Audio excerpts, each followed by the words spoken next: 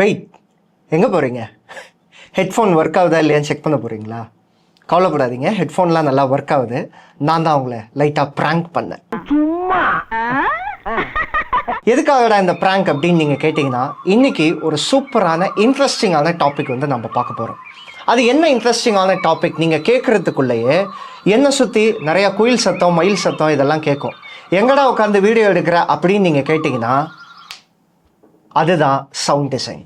So இந்த வீடியோவில் என்ன பார்க்க போகிறோம் அப்படின்னு பார்த்தீங்கன்னா, இன்றைக்கி நம்ம பார்க்குற ஒவ்வொரு சினிமாவாக உருவாகிறதுக்கு காரணம் நிறைய காரணங்கள் வந்து இருக்கும்.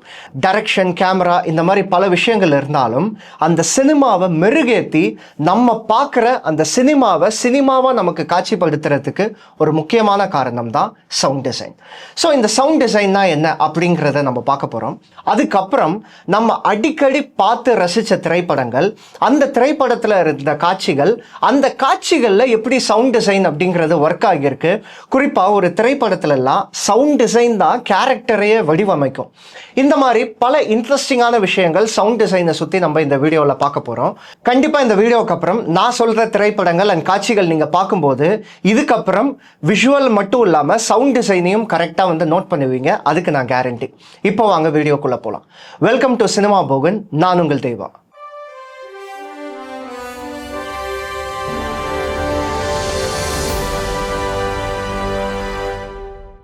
வீடியோக்குள்ளே போகிறதுக்கு முன்னாடி நம்ம சினிமா போகன் சேனலை இன்னும் நிறைய பேர் சப்ஸ்கிரைப் பண்ணாமல் இருக்கீங்க.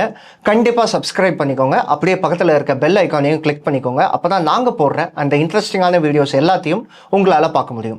இப்போ வாங்க நம்ம வீடியோக்குள்ளே போகலாம். முதல்ல சவுண்ட் டிசைன் அப்படிங்கிறது என்ன அப்படின்றத புரிஞ்சுக்கணும். அப்படின்னா நம்ம அந்த காலத்து சினிமாவையும் இப்போ இருக்கிற சினிமாவையும் கம்பேர் பண்ணி பார்த்தாலே நமக்கு ஓரளவு அண்டர்ஸ்டாண்டிங் வந்துடும். ஆக்சுவலாக அந்த காலத்தில் சினிமாலலாம் பார்த்தீங்கன்னா பெரிய அளவு இந்த சவுண்ட் டிசைன் அப்படிங்கிறது வந்து ஒர்க் பண்ணியிருக்க மாட்டாங்க. லைவாக என்ன கேப்சர் பண்ணுறாங்களோ, அதாவது அந்த கேமரா மைக்கில் என்ன கேப்சர் பண்ணுறாங்களோ அதுதான் நமக்கு திரையில் வரும். நீங்கள் அந்த திரைப்படம் பார்க்கும்போது உங்களுக்கு என்ன எக்ஸ்பீரியன்ஸ் கிடைக்கும்னா, ஒரு திரைப்படமாக பார்ப்போம், அதை தாண்டி அதில் நிறைய சத்தங்கள் அப்படிங்கிறது வரும். அது நமக்கு படம் பார்க்குற எக்ஸ்பீரியன்ஸை இப்போ நமக்கு கிடைக்கும்.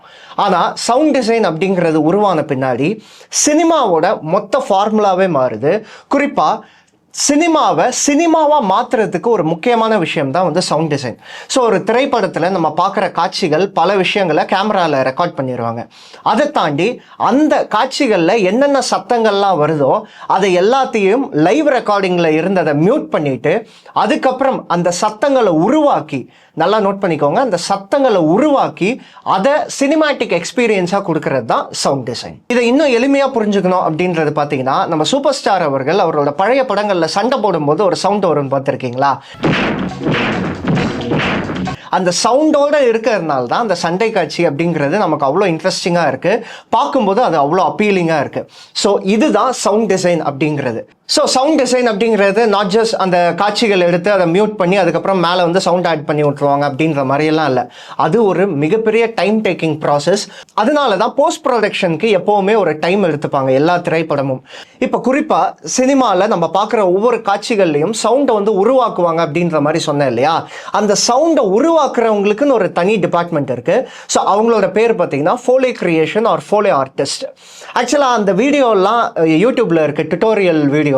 அதெல்லாம் பார்த்தீங்கன்னா செம இன்ட்ரெஸ்டிங்காக இருக்கும். உதாரணத்துக்கு திரையில் வந்து குதிரை ஓடுற மாதிரி இருக்கும். அந்த சத்தத்தை வந்து மியூட் பண்ணிடுவாங்க.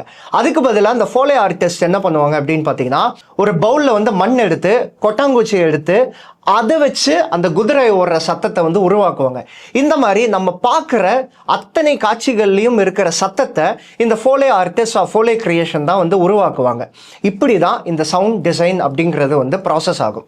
இப்போ எல்லாருக்குமே ஒரு கேள்வி வரும், அப்போது நம்ம சினிமாவில் பார்க்குற எல்லா சத்தத்தையும் இப்படி டிசைன் பண்ணி தான் உருவாக்குறாங்களா அப்படிங்கிற ஒரு கேள்வி வரும் இல்லையா? எல்லா சத்தத்தையும் அவங்களால உருவாக்கிட முடியாது. அதுக்கு பதிலாக லைவ் ரெக்கார்டிங்கில் எவ்வளோ சத்தத்தை அவங்களால ரெக்கார்ட் பண்ணிக்க முடியும் அதை கொண்டு வந்து ஃபைன் டியூன் பண்ணி அதை வந்து திரைப்படத்தில் வந்து யூஸ் பண்ணிப்பாங்க. அதை தாண்டி எந்தெந்த திரைக்காட்சிகளில் அந்த சப்தம் வந்து சரியா இல்லையோ இந்த சவுண்ட் டிசைனர் பிளான் பண்ணி சவுண்டை வந்து கிரியேட் பண்ணி அதுக்கப்புறம் அந்த காட்சிகளில் வந்து அந்த சவுண்ட் டிசைன்ஸை வந்து இம்ப்ளிமெண்ட் பண்ணுவாங்க. இதுக்கு ஒரு பெஸ்ட் எக்ஸாம்பிள் சொல்லணும் அப்படின்னு பார்த்தீங்கன்னா, அலைப்பாயுதே திரைப்படத்தில் ஷாலினியும் அவங்க அக்கா கேரக்டரில் வர ஸ்வர்ணமாலியா ரெண்டு பேரும் ஒரு கிரவுண்டில் வந்து நடந்து வருவாங்க. அப்போ பார்த்தீங்கன்னா இப்போவும் அந்த மிஸ்டேக் அப்படிங்கிறது இருக்கும். கிரவுண்டில் வந்து ஒரு சின்ன மைக் அப்படிங்கிறது அப்படிங்கிறது வந்து வந்துட்டு போகும். அதோட பேர் என்னன்னு பார்த்தீங்கன்னா பூம் மைக். ஸோ இந்த பூம் மைக் அப்படிங்கிறது ஒரு ரொம்ப குவாலிட்டியான ஒரு மைக்கு. அந்த மைக்கில் லைவ் சவுண்ட்ஸை எவ்வளோ ஆத்தென்டிக்காக ரெக்கார்ட் பண்ணிக்க முடியுமோ அதை வந்து ரெக்கார்ட் பண்ணிப்பாங்க. அதுக்கப்புறம் அதை எவ்வளோ தூரம் ஃபைன் டியூன் பண்ணி அந்த காட்சிகளுக்கு வந்து நல்லா இருந்தால் அதை வந்து யூஸ் பண்ணிப்பாங்க. இல்லைனா சவுண்ட் டிசைனர்ஸ் வந்து மொத்தமாக வந்து ஒர்க் பண்ணுவாங்க. இப்போ எல்லாருக்கும் இன்னொரு கேள்வி அப்படிங்கிறது வரும். என்னன்னா, இப்போ விருமாண்டி படம்லாம் லைவ் சவுண்ட் அப்படின்னு சொல்கிறாங்களே, அப்போ அங்கே வந்து சவுண்ட் டிசைனர்ஸோட வேலையே இருக்காதா? வெறும் லைவாக ரெக்கார்ட் பண்ணிட்டு வந்து அதை அப்படியே காட்சிப்படுத்திடுவாங்களா அப்படின்ற மாதிரி கேட்டிங்கன்னா, லைவ் ரெக்கார்டிங் அப்படிங்கிறது லைவாக அப்படியே ரெக்கார்ட் பண்ணி ஸ்க்ரீனில் போடுறதில்ல. அந்த இடத்துல சவுண்ட் டிசைனர்ஸோட வேலை அப்படிங்கிறது இன்னும் டபுள் மடங்கு அதிகமாக இருக்கும். ஸோ விருமாண்டி திரைப்படத்தோட சவுண்ட் டிசைனர்ஸை நம்ம கண்டிப்பாக மென்ஷன் பண்ணியே தான் ஆகணும் இந்த வீடியோவில். ஸோ அவங்களுடைய பெயர் பார்த்தீங்கன்னா குரூப் ஆஃப் பீப்புள் தான். அழகை கூத்தன், JM Francis, Ajith Abraham George and actor RS Sivaji, இவங்க எல்லாருமே சேர்ந்து தான் விருமாண்டியோட சவுண்ட் டிசைன் டீமில் வந்து ஒர்க் பண்ணியிருக்காங்க. அவ்வளோ தத்ரூபமாக அந்த ஆத்தென்டிக் வில்லேஜ் அப்படிங்கிற அந்த சவுண்டை வந்து அவ்வளோ அழகாக வந்து கேப்சர் பண்ணியிருப்பாங்க. அதுவும் லைவ் சவுண்டில். அது என்ன லைவ் சவுண்ட்னு பில்டப் போடுற, அது என்ன அவ்வளோ கஷ்டமான விஷயம் அப்படின்னா, எஸ், ரொம்ப ரொம்ப ரிஸ்கான டபுள் மடங்கு வேலையான ஒரு விஷயம் தான் வந்து லைவ் சவுண்ட் ரெக்கார்டிங். ஏன்னா நீங்கள் யோசிச்சு பாருங்களேன், மொத்த க்ரௌடையும் சைலண்ட் பண்ணணும், அதுக்கேற்ற மாதிரி நிறைய ஸ்பெஷல் எக்யூப்மெண்ட்ஸ் அப்படிங்கிறது கொண்டு வரணும் செட்டுக்கு. இது இல்லாமல் 2-3 பூம் மைக் அப்படிங்கிறது வைக்கணும். தப்பி தவறி பூம் மைக் அப்படிங்கிறது கேமராவில் ஒரு ஃப்ரேமில் வந்து வந்துருச்சுன்னா திரும்ப அந்த சீனை வந்து ரீடேக் பண்ணோம். இதை எல்லாத்தையும் தாண்டி செட்லேயே சவுண்ட் டிசைனர்ஸ் அப்படிங்கிறவங்க வந்து உக்காந்து மொத்தத்தையும் அப்சர்வ் பண்ணணும். பல சேலஞ்சஸ் அப்படிங்கிறது இருக்குது லைவ் சவுண்டில். அதனால தான் நிறைய திரைப்படங்கள் லைவ் சவுண்ட் அப்படிங்கிறத வந்து ப்ரிஃபர் பண்ணுறதே கிடையாது. மோஸ்ட்லி எவ்வளோ தூரம் அவங்க பூம் மைக்கை வச்சு ரெக்கார்ட் பண்ண முடியுமோ பண்ணிட்டு அதுக்கப்புறம் ஸ்டூடியோவில் வந்து அந்த சவுண்டை வந்து ரீக்ரியேட் பண்ணியிருக்காங்க. அதனால தான் தமிழ் சினிமாவில் நிறைய திரைப்படங்கள் லைவ் சவுண்ட் அப்படிங்கிறது வர்றதில்லை. அதே மாதிரி தமிழ் சினிமா பொறுத்தவரை இந்த சவுண்ட் டிசைன் அப்படிங்கிறதுக்கு வந்து டெம்ப்ளேட்ஸும் வந்து வச்சுருப்பாங்க. அதாவது லைப்ரரிஸ் அப்படின்ற மாதிரி வந்து சொல்லுவாங்க. என்னன்னா, ஒவ்வொரு தடவையும் எல்லா காட்சிகள்லையும் எல்லா சத்தத்தையும் அவங்களால வந்து போய் உருவாக்கிட்டெல்லாம் இருக்க முடியாது, ஒரு கிரியேட் பண்ணிட்டு இருக்க முடியாது. ஸோ என்னன்னா, டெம்ப்ளேட் மாதிரி வச்சுட்டு அது எந்தெந்த படத்துக்கு அதை வந்து யூஸ் பண்ணிக்கணுமோ யூஸ் பண்ணிப்பாங்க. உதாரணமாக இப்போ குழந்தை அழுகிற சத்தமெல்லாம் இருக்கு இல்லையா, அதெல்லாம் எப்பயோ ஒரு தடவை ஏதோ ஒரு படத்துக்கு வந்து ரெக்கார்ட் பண்ணியிருப்பாங்க. அதை எல்லா திரைப்படத்துக்கும் ஃபெமிலியராக வந்து யூஸ் பண்ணிட்டே இருக்காங்க. அதே மாதிரி கழுகு கத்துற சத்தம், இப்போ எந்தெந்த படத்துல எல்லாம் கழுகு அப்படிங்கிறது சத்தம் வருதோ அந்த சத்தத்தை ஏதோ ஒரு திரைப்படத்துக்கு வந்து ரெக்கார்ட் பண்ணியிருப்பாங்க. அதை இப்போ வரைக்கும் யூஸ் பண்ணிக்கிட்டே இருக்காங்க. நீங்க எந்த படம் கழுகு கத்துற மாதிரி சீன் வந்தா பாருங்களேன், எல்லாத்துலேயும் ஒரே மாதிரி அந்த சத்தம் தான் வரும். அதே மாதிரி கன் சவுண்டும் பார்த்தீங்கன்னா அந்த டைம்ல ஒரே டெம்ப்ளேட்டடான ஒரு கன் சவுண்ட் தான். அதை தான் எல்லா படத்துக்கும் வந்து யூஸ் பண்ணிப்பாங்க. இதுல ஒரே ஒருத்தரோட திரைப்படம் மட்டும் எக்ஸப்ஷனாக இருக்கும். வேற யாரும் இல்லை, நம்ம ஆண்டவர் தான். ஸோ ஆண்டவர் திரைப்படங்களில் மட்டும்தான் அந்த கன் சவுண்டை எவ்வளோ யூனிக்காக எவ்வளோ ஒரிஜினலாக வைக்க முடியுமோ அதை வந்து வைப்பார். இதை நீங்கள் ரொம்ப எவிடென்ட்டாக குருதி புனல் திரைப்படத்தில் பார்க்கலாம். ஸோ அந்த திரைப்படத்தில் கன் சவுண்டும் அந்த காலகட்டத்தில் வந்த திரைப்படங்களில் இருக்க கன் சவுண்டும் பார்த்தீங்கன்னா இதுக்கும் அதுக்கும் மிகப்பெரிய டிஃப்ரென்ஸ் அப்படிங்கிறது வந்து இருக்கும். ஸோ இன்னைக்கு நிறைய விதங்களில் இந்த சவுண்ட் அப்படிங்கிறது எவால்வ் ஆகிருச்சு. பெருசாக அந்த டெம்ப்ளேட்ஸ் அப்படிங்கிறது நான் சொன்ன இந்த சின்ன சின்ன சவுண்டு, குழந்தை அழுகிறது, கழுகு கத்துறது, இந்த மாதிரி சின்ன சின்ன சவுண்டா வந்து யூஸ் பண்றாங்க. அதை தாண்டி ஃபைட் சீன் ஆகட்டும், கன் சவுண்ட் ஆகட்டும், எல்லா திரைப்படங்கள்லையும் இன்னைக்கு அதுக்கான ஒரு யூனிக்னஸ் அப்படிங்கிறது வந்து இருக்கு. சவுண்ட் டிசைன் அப்படின்னு நம்ம பேசும்போது கண்டிப்பா எனக்கு ஃபேவரட்டான ஒரு சவுண்ட் டிசைனர் பத்தி நான் இந்த வீடியோவில் பேசணும் அப்படின்னு விருப்பப்படுறேன். ஸோ அவரோட பேர் நிறைய பேருக்கு வந்து தெரியும், ரசூல் பூக்குட்டி அவர்கள். ஸோ ரசூல் பூக்குட்டி எந்த திரைப்படத்திலேருந்து ரொம்ப ஃபேமஸ் ஆனார் அப்படின்றது பார்த்தீங்கன்னா ஸ்லம் டாக் மில்லினியர். ஸோ அந்த திரைப்படத்துக்காக அவர் ஆஸ்கர் ஜெயிச்ச பின்னாடி தான் நிறைய பேருக்கு ஓஹோ சவுண்ட் டிசைன் அப்படின்னு ஒரு டிபார்ட்மெண்ட் இருக்கா, அவங்க என்ன வேலை பார்க்குறாங்க, ஓ இந்தந்த ஒர்க் எல்லாம் பண்ணுறாங்களா அப்படிங்கிற வெகுஜன மக்களுக்கு இப்படி ஒரு விஷயமே தெரிஞ்சது ரசூல் பூக்குட்டி அவர்கள் ஆஸ்கர் வின் பண்ணதுக்கு அப்புறம் தான். இதை வந்து நம்ம ஒத்துக்கிட்டு தான் ஆகணும்.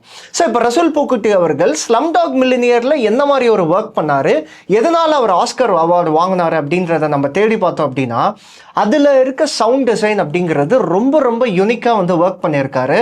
எவ்வளோ தூரம் ரியலாக அந்த சவுண்டை கேப்சர் பண்ணி திரைப்படத்தில் வைக்க முடியுமோ அதை வந்து ஒர்க் பண்ணியிருக்காரு. உதாரணமாக ஒரு இடத்துல சின்னதாக ஈ பறக்கிற சவுண்டு இருக்கு இல்லையா, அந்த சவுண்ட்லேருந்து காக்கா கத்துற சவுண்ட்லேருந்து ஒரு ட்ரெயின் வேகமாக போகிற சவுண்டு, அதில் அந்த ட்ரெயின் வந்து பிரேக் அடிக்கும் போது அந்த க்ரீச் சவுண்டு வரும்ல, அந்த சவுண்டு வரைக்கும் எல்லாத்தையும் ஆத்தென்டிக்காக ரியலாக கேப்சர் பண்ணி அதை திரைப்படத்தில் வந்து யூஸ் பண்ணியிருக்காரு. அந்தளவு நுணுக்கமாக வந்து வேலை பார்த்துருக்காரு ரசூல் பூக்குட்டி அவர்கள். அதனால தான் அவருக்கு ஆஸ்கர் அப்படிங்கிறது வந்து கிடைச்சது. அதே மாதிரி நமக்கு எல்லாருக்கும் ஃபேவரட்டான ஒரு திரைப்படம், அதுலேயும் அவர் வந்து ஒர்க் பண்ணியிருக்காரு. அந்த திரைப்படத்தில் ஒரு சூப்பரான சவுண்ட் டிசைன் அப்படிங்கிறத வந்து பண்ணியிருப்பாரு. என்ன திரைப்படம் அப்படின்னா எந்திரன். ஸோ எந்திரன் திரைப்படத்தில் வசீகரன் உருவாக்குற அந்த ரோபோட் இருக்கு இல்லையா, சிட்டி, அந்த ரோபோட்டுக்கு அந்த ஃபங்க்ஷனல் சவுண்ட் அப்படிங்கிறது வந்து ஒரு யூனிக்காக இருக்கும். அதாவது அந்த கை கால் நடக்கும்போது ஒரு சவுண்டு வரும் இல்லையா, அந்த ரோபோட் சவுண்டு, அது ஒரு சவுண்டு இருக்கும். போரா அந்த வில்லன் இருப்பார்ல, அவர் உருவாக்குற அரவேக்காடை உருவாக்குற அந்த ரோபோக்கு வந்து ஒரு சவுண்ட் இருக்கும்.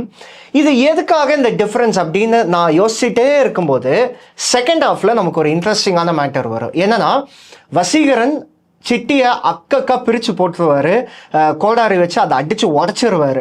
இப்போ போரா அதை குப்பையிலேருந்து தூக்கிட்டு வந்து வசீகரனை வந்து திரும்ப ரீஇன்வென்ட் பண்ணுவார்.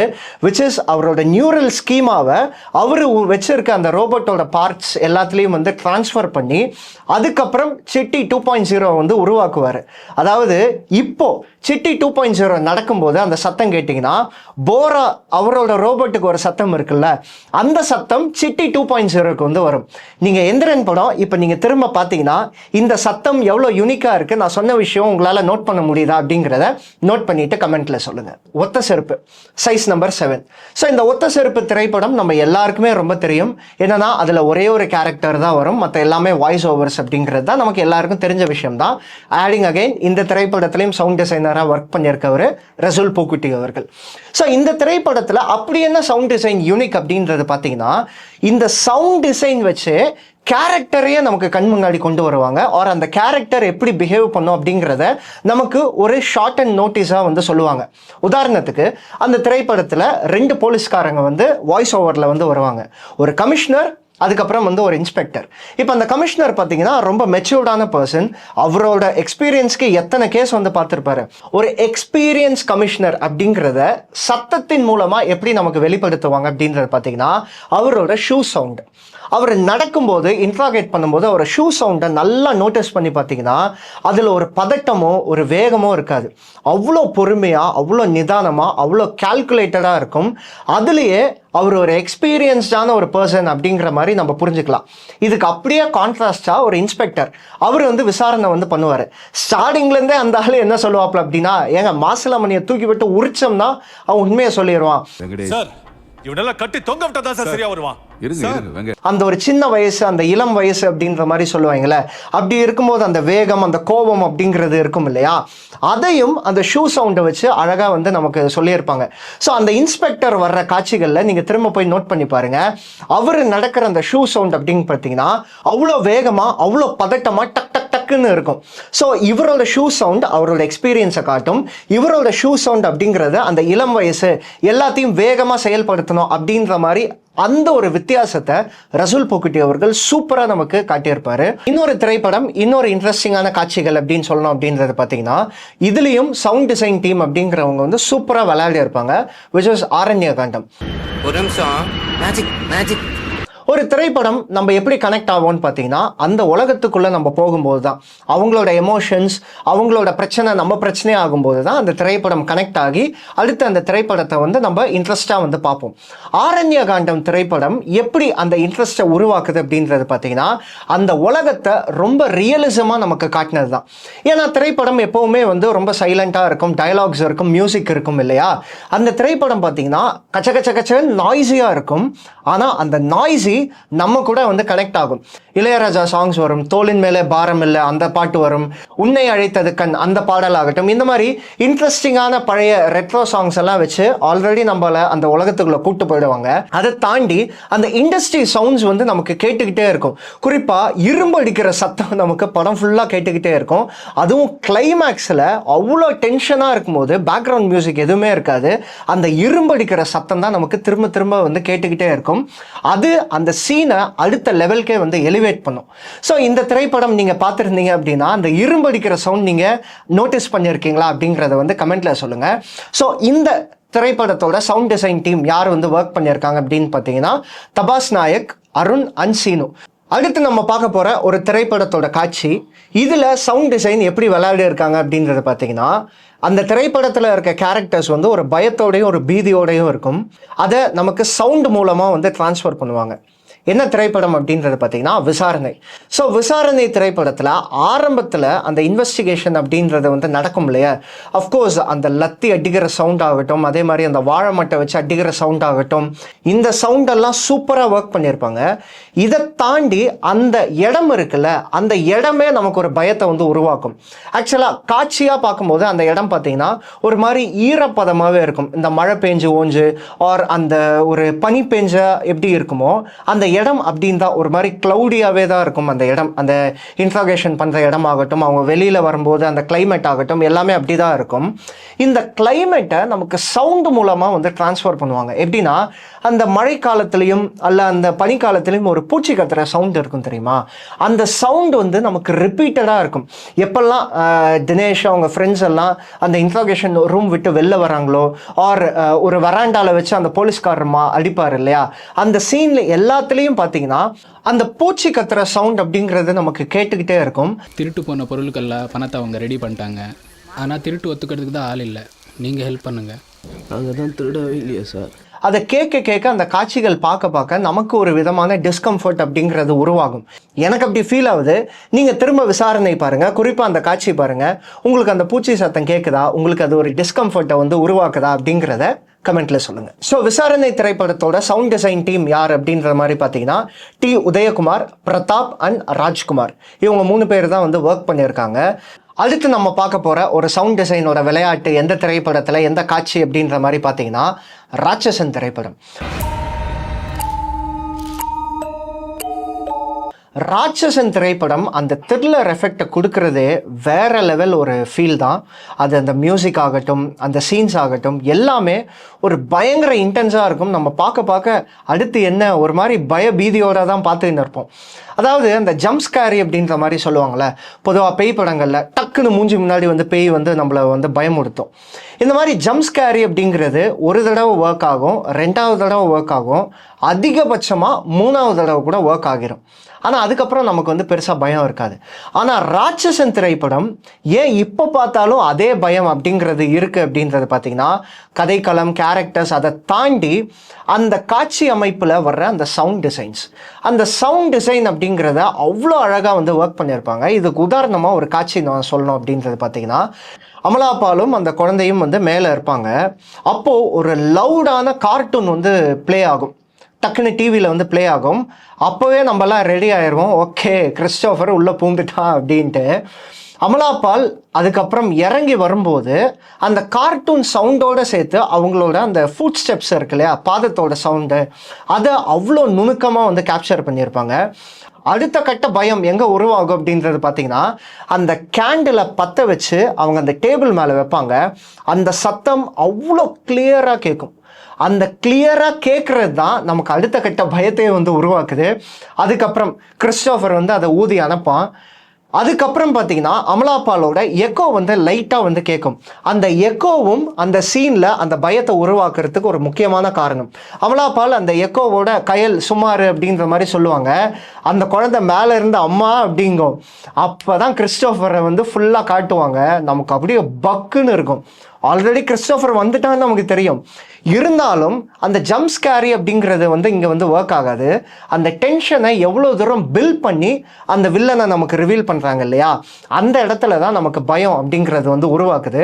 குறிப்பாக இந்த காட்சி நீங்கள் பார்க்கும்போது இந்த சவுண்ட், இந்த டீட்டெயிலிங் லெவல்லாம் எந்த அளவு நோட் பண்ணியிருக்கீங்க அப்படிங்கிறத வந்து கமெண்ட்டில் சொல்லுங்கள். ஸோ இந்த திரைப்படங்கள் ஆர் இந்த காட்சிகள் தாண்டி நிறைய திரைப்படங்கள் சவுண்ட் டிசைன் அப்படிங்கிறத வந்து சூப்பராக வந்து ஒர்க் பண்ணியிருக்காங்க. பட் இந்த லிஸ்ட் ஆஃப் திரைப்படங்கள் அண்ட் காட்சிகள் அப்படிங்கிறது பெஸ்ட்டு, மற்றதெல்லாம் வேர்ஸ்ட் அப்படின்ற மாதிரியெல்லாம் இல்லை. நான் பர்சனலாக இந்த திரைப்படங்களில் இந்த சவுண்ட் டிசைன்ஸ் எல்லாம் இப்படி வந்து ஒர்க் பண்ணியிருக்காங்க அப்படிங்கிறத வந்து ரொம்ப நுணுக்கமாக நோட் பண்ணேன். நீங்களும் பார்த்து அவங்களுக்கும் அந்த எக்ஸ்பீரியன்ஸ் கிடைக்கட்டும் அப்படிங்கிறதுக்காக வந்து நான் உங்களுக்கு எடுத்து வைக்கிறேன். கண்டிப்பாக இதில் பெர்ஸ்பெக்டிவ்ஸ் அப்படிங்கிறது வந்து மாறும். ஏன்னா நான் ஒன்றும் சவுண்ட் டிசைனிங்லாம் படிச்சுட்டு வரல. ஒரு ஆடியன்ஸாக சவுண்ட் டிசைன் அந்த இடத்துல என்ன சொல்ல வர்றாங்க அப்படிங்கிறத என்னோட பெர்ஸ்பெக்டிவில் மட்டும்தான் நான் புரிஞ்சுக்கிட்டு உங்ககிட்ட வந்து சொல்கிறேன். உங்களுக்கு அதில் ஒரு மாற்று கருத்தான பெர்ஸ்பெக்டிவ் இருந்தால் அது என்ன அப்படிங்கிறத வந்து கமெண்ட்டில் சொல்லுங்கள். அதே மாதிரி நீங்கள் எந்த திரைப்படம் ஒரு எந்த காட்சி பயங்கரமாக ஒர்க் பண்ணியிருக்காங்களே சவுண்ட் டிசைனர் அப்படிங்கிறத எந்த காட்சியில் ஒரு எந்த திரைப்படத்தில் வந்து ஃபீல் பண்ணீங்க அதை கமெண்ட்டில் சொல்லுங்கள். நானும் தெரிஞ்சுக்கிறேன், பார்க்குற எல்லாருமே வந்து தெரிஞ்சுப்பாங்க. ஸோ இந்த வீடியோ உங்களுக்கு பிடிச்சிருக்கும் அப்படின்னு நம்புறேன். பிடிச்சிருந்தா லைக் பண்ணுங்கள், உங்கள் ஃப்ரெண்ட்ஸ் ஃபேமிலி குறிப்பாக சினிமா லவர்ஸ் எல்லாருக்குமே வந்து ஷேர் பண்ணுங்கள். சினிமா போகன் சேனலை சப்ஸ்கிரைப் பண்ணுங்கள். நிறைய பேர் இன்னும் சப்ஸ்கிரைப் பண்ணாமல் பார்த்துக்கிட்டு இருக்கீங்க. கண்டிப்பாக சப்ஸ்கிரைப் பண்ணுங்கள். அப்படியே அந்த பெல் ஐக்கானையும் கிளிக் பண்ணிக்கோங்க. அப்போ தான் நாங்கள் போடுற இந்த மாதிரி இன்ட்ரெஸ்டிங்கான வீடியோஸ் எல்லாத்தையும் நீங்கள் மிஸ் பண்ணாமல் பார்க்க முடியும். வேறு ஒரு நல்ல வீடியோ ஒரு நல்ல கண்டென்ட்டோட உங்களை வந்து சந்திக்கிறேன். Until then, it's bye from Deva.